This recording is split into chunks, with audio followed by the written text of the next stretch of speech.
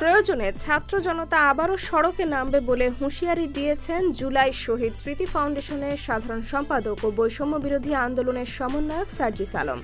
আজ শনিবার চট্টগ্রামের প্রাইমারি টিচার্স ট্রেনিং ইনস্টিটিউট মিলনায়তনে ছাত্র জনতার আন্দোলনে ও গণ অভ্যুত্থানে নিহত চট্টগ্রামের ১০৫ জনের পরিবারকে আর্থিক সহায়তা প্রদান অনুষ্ঠানে এ হুঁশিয়ারি দিয়েছেন তিনি।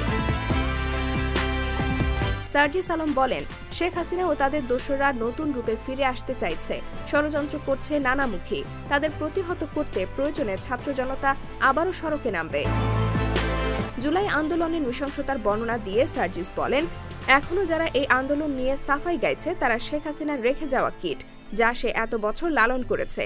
এসব কিটদের যদি পাখা গজায় তাহলে আজ থেকে ৫ বছর পর তারা শহীদ পরিবারের উপর ঝাঁপিয়ে পড়বে। তাই খুনিরা যেন কোনোভাবেই পুনর্বাসনের সুযোগ না পায়, সেজন্য সচেতন থাকতে হবে।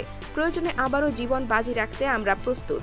অনুষ্ঠানে আন্দোলনে নিহতদের পরিবারের সঙ্গে দেখা করেন সার্জিস আলম। প্রতিটি পরিবারকে ৫ লাখ টাকা করে আর্থিক সহায়তা দেওয়া হয়।